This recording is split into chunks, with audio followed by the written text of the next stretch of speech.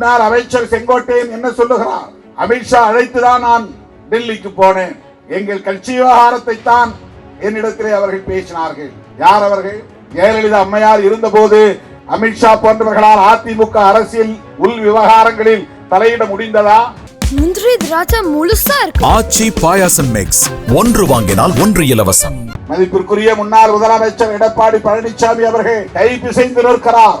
இன்றைக்கு அதிமுகவில் தலைமைக்கான இந்த நெருக்கடி உருவானதற்கு பிஜேபி காரணமா இல்லையா?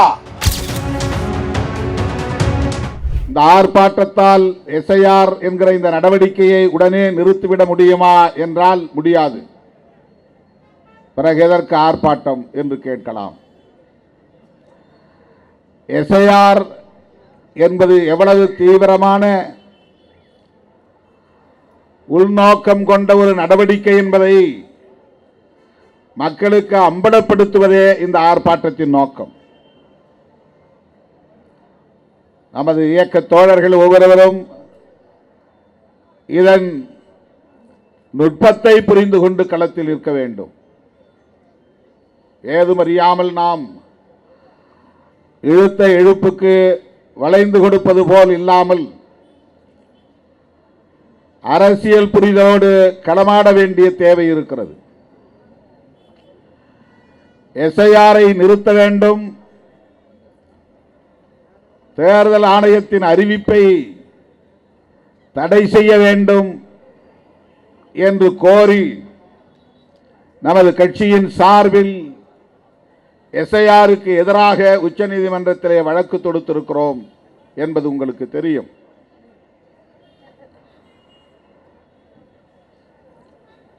தேர்தல் வரப்போகிறது. வாக்காளர் பட்டியலில் நம் பெயர்கள் எல்லாம் இடம்பெற்றால் தான் வாக்களிக்க முடியும்.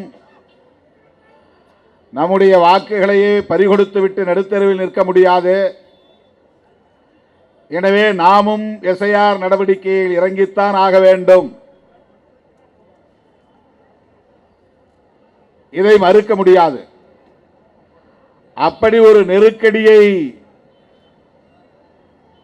பாஜக அரசு அரசியல் கட்சிகளுக்கு ஏற்படுத்தி இருக்கிறது. தேர்தல் நேரத்திலே இதை அறிவிப்பு செய்தால் இதை எதிர்த்து எதிர்க்கட்சிகள் பெரிதாக ஒன்றும் செய்துவிட முடியாது. கட்டாயம் அவர்கள் விமர்சனங்களை செய்து கொண்டே இந்த நடவடிக்கையில் ஈடுபட்டுத்தான் ஆக வேண்டும், தவிர்க்க முடியாது.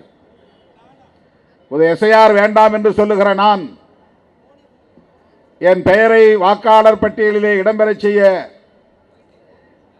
மறுதளிக்க முடியுமா? நான் போய் என் பெயரை பதிவு செய்துதான் ஆக வேண்டும், வேறு வழி இல்லை. எப்படியும் தேர்தல் வந்தே தேரும், தேர்தலில் நான் ஓட்டு போட்டே ஆக வேண்டும். ஆகவே ஒருபுறம் நான் இதை எதிர்த்தாலும் இன்னொரு புறம் நான் வாக்காளர் பட்டியலில் என் பெயரை இடம்பெறச் செய்ய உரிய நடவடிக்கைகளை மேற்கொண்டுதான் ஆக வேண்டும் என்கிற அளவுக்கான ஒரு நெருக்கடியை இந்த ஆட்சியாளர்கள், சூதுமதியாளர்கள், சூழ்ச்சியாளர்கள்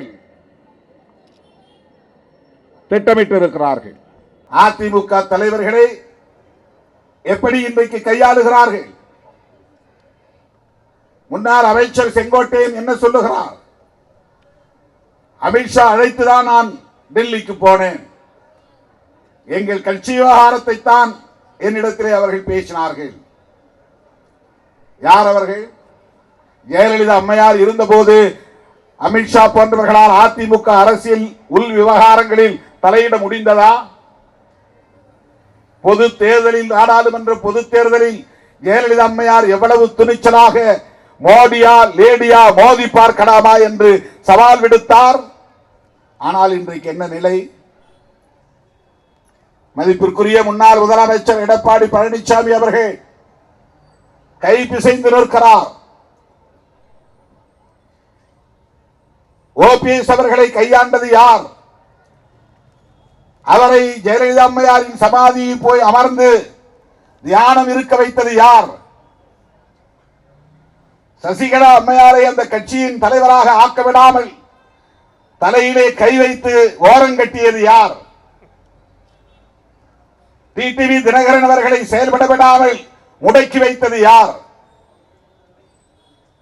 இன்றைக்கு அதிமுகவில் தலைமைக்கான இந்த நெருக்கடி உருவானதற்கு பிஜேபி காரணமா இல்லையா? ஒரு கூட்டணி கட்சியை எப்படியெல்லாம் ஆண்ட கட்சியை, பல முறை வென்ற கட்சியை எவ்வளவு இலகுவாக இன்றைக்கு அவர்கள் ஆட்டி படைக்கிறார்கள் புரிந்து கொள்ள வேண்டும்.